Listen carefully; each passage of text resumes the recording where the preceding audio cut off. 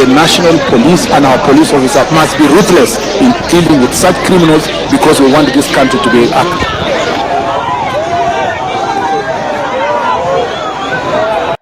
Hoya guys, back to our YouTube channel. Guys, kuna hii statement ya William Samoei Arap Ruto imekwaza wa Kenya akiwa na his interior CS Murkomen. Today, hao majamaa waliamua kuaddress wa Kenya kabla maandamano ya siku ya tarehe 25 mwezi wa 6 mwaka 2025. Kumbuka hiyo ni maandamano ambayo imepangwa na ilikuwa imepangwa kitambo na Gen Zs ili kumake sure wanaenda kuprotest tena, wakiendelea kukumbuka wale ambao waliaga dunia last year. Unaona watu wangu? So now William Ruto today aliamua kuaddress the nation. Na kuna kitu kilitokea ambayo pia Wakenya wamejamu nayo. William Ruto alionekana na defend wana polisi always. And even his interior CS Murkomen amepeana backup kwa wana polisi, telling police officers that tuna wasupport fully. So it means that I want you to listen to William Samoei Arap Ruto speech and interior CS Kipchumba Murkomen. Hao majamaa wanaendelea kujifunga because it shows that hao majamaa wamepeana mamlaka wana polisi kwamba fanyeni anything mnaweza fanya ili kumake sure hao majamaa hawatafanya nini, hawatafanya maandamano Nairobi. Unaona watu wangu? Na unajua kitu gani iliweza kusababisha Gen Zs wakiaga dunia last year wakati ambapo walikuwa na protest? Ni mambo ya finance bill. Na finance bill ilipitishwa wapi? Ilipitishwa kwa parliament. And that's why they decided to go to the parliament to occupy it. Unaona watu wangu? Today ya majamaa wanaanza kuscare Gen Zs by saying that we give all powers to police officers. Kumaanisha hii brutality bado itaendelea zaidi. Na it is clear that the state itself ishapeana mamlaka kwa wanapolisi watumie full force tomorrow. Hakuna place William Ruto ametuambia kwamba wanapolisi chungeni hawa Gen Zs. Because mambo yanaendelea kuchemuka, watu wanaendelea kuandamana because ya hii incident ya shooting and killings, then William Ruto bado anapeana mamlaka wanapolisi.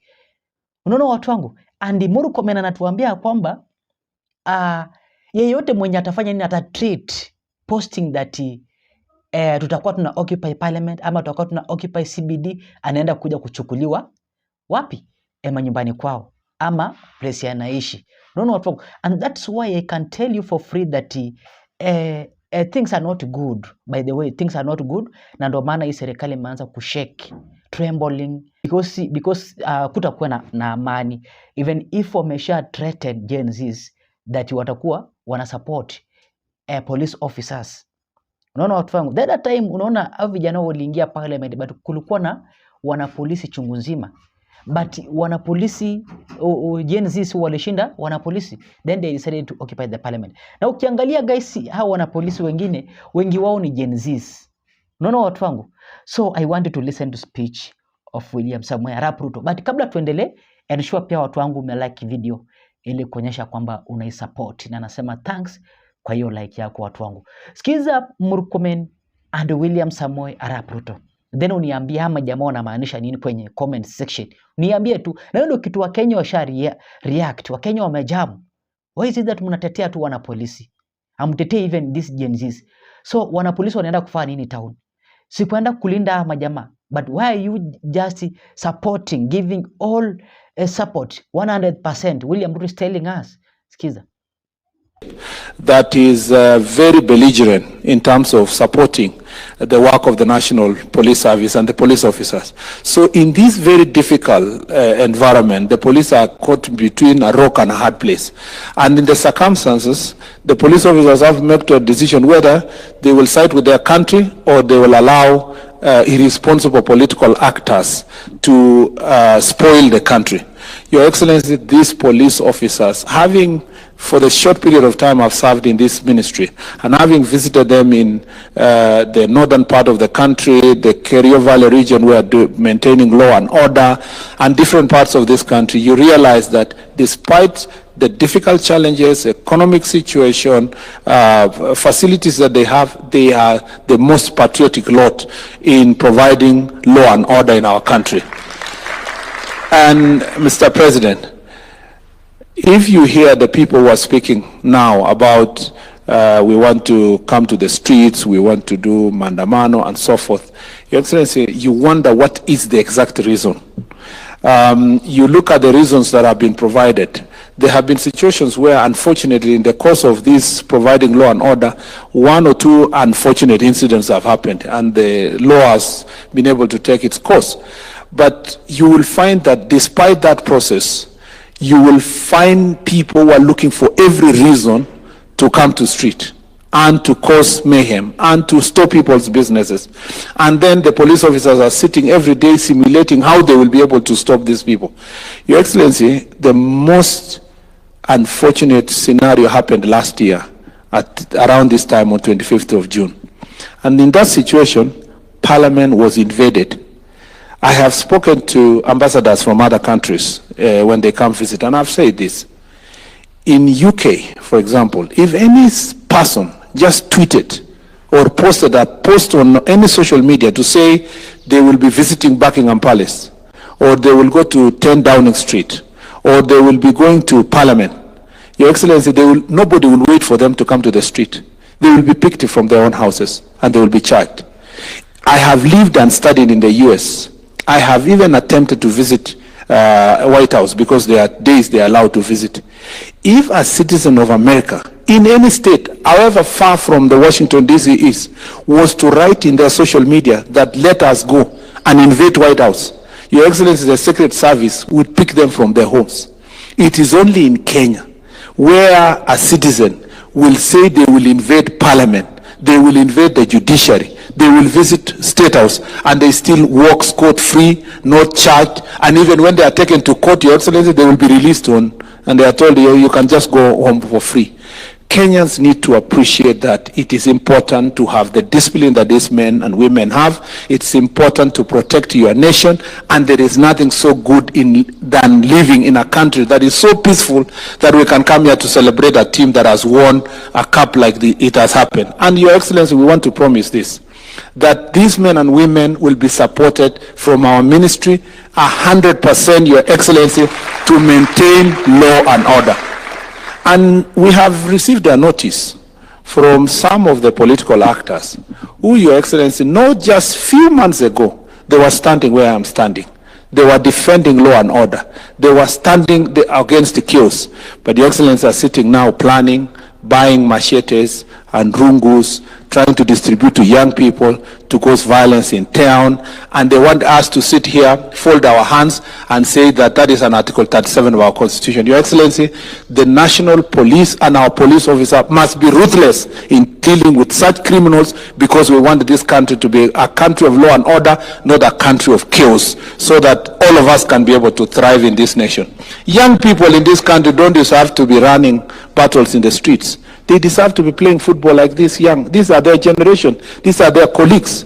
We want to give them an opportunity to grow. It is not an opportunity to be used by political actors to cause violence. Lastly, I want to say, Your Excellency, in the ministry we are ready to meet the families of those who unfortunately, Your Excellency, suffered as a result, lost their children as a result of these political acts. Your Excellency, it doesn't matter what happened.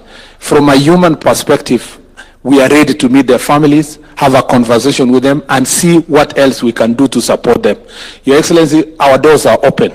And I am sure even your door is open, and the door of the IG is open for us to meet with those families.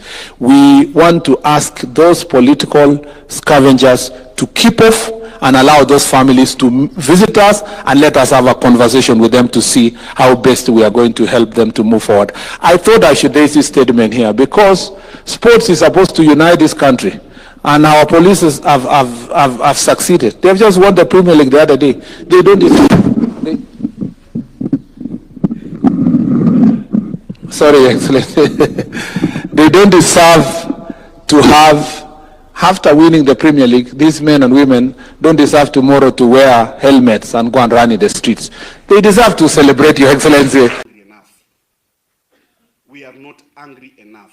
We cannot have a country that we are literally giving our destiny to less than 100 people who are hell-bent in making our lives bad, making our young people don't believe in the country anymore, waking up every morning believing that their only destiny is to be taken by Alfred Mutua to some backwater countries. Our young people believe that finishing the university, their only destiny is applying for green card in our cyber cafe.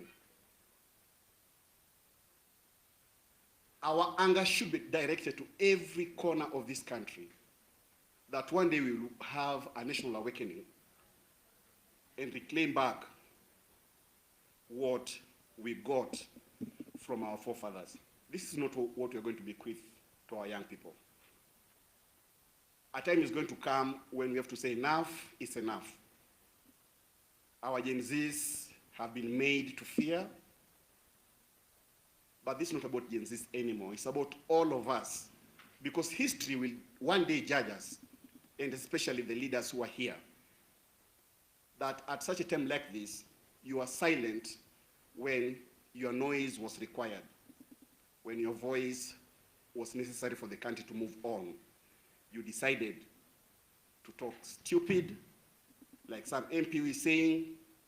It doesn't matter anyway, because everything that was rejected in the finance bill passed anyway. You saw that? Puts their lives on the line for our nation, so that our families can be safe, so that our properties can be safe, and so that our nation can be safe. I will make sure that this nation stands by them and supports them. And I say this without fear of any contradiction, because without peace and security, without stability, we don't have a nation. It is just as simple as that. And as Kenyans, we must be clear on how we go and where we go and how we get where we want to get. I must say this as president, that without peace, without security, without stability, we don't have a nation. The people who put their lives on the line to make sure that our families are safe, that our properties and nation is safe and stable, are our security agencies. As they put their lives on the line, we as a nation will support them. This administration will stand by them so that they can discharge their responsibilities within the law and make sure that our nation is safe. For the people who want to undermine, demean, try to intimidate our security agencies, I am telling them, you're doing the wrong thing. Our security men and women deserve every support that we can muster for them to secure our nation. And we must work with them.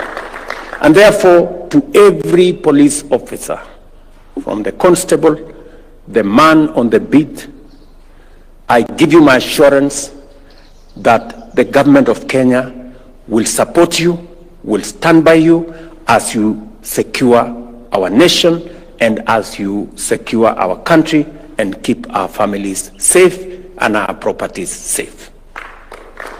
I ask of every citizen and every leader to respect our police and to support our police to make sure that they secure our country.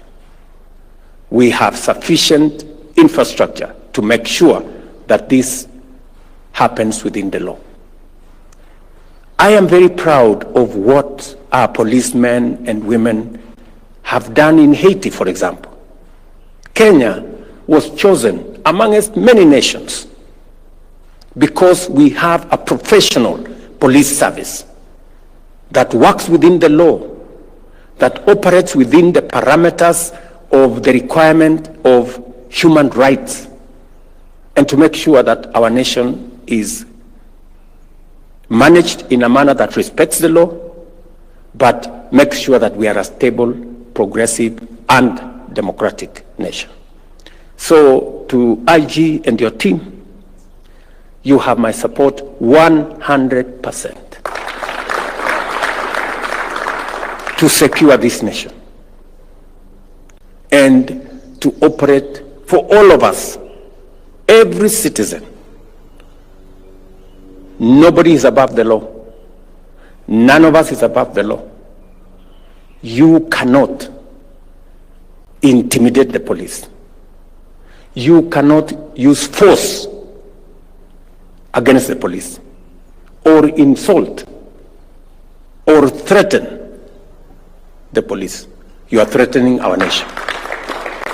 Because these are our frontline defenders of our rights as Kenyans and of the right of this nation to be peaceful and to be secure. So, ladies and gentlemen of the police force who are here today, of the police service who are here today, I want to give you my assurance that as you secure this nation is going to make sure that you are also safe and your families are safe. What we are celebrating today, is a momentous occasion that, apart from the difficult job you have of securing our nation, you have also won the Premier League. What an idea.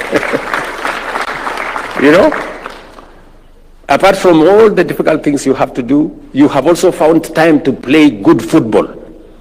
And you have won the Premier League because of discipline, because of commitment, because of the leadership that you have, and because of the commitment you have to this nation. Congratulations. And you have not just won the Premier League, you have even won the Women League. Sasa si nyinyi ni watu wa maana sana kwa hii dunia jamani. Mimi nasema pongezi. Pongezi sana. And you are actually telling the nation that we not only have a professional police service that discharges its duty, responsibility, mandate as is required of them by the Constitution, but you are also committed citizens and patriotic Kenyans who also contribute in other things, including sports. So because of the tremendous achievements you have achieved, the police bullets won last year and this year. Maybe next year, who knows? Yeah, and for the first time, the Kenya police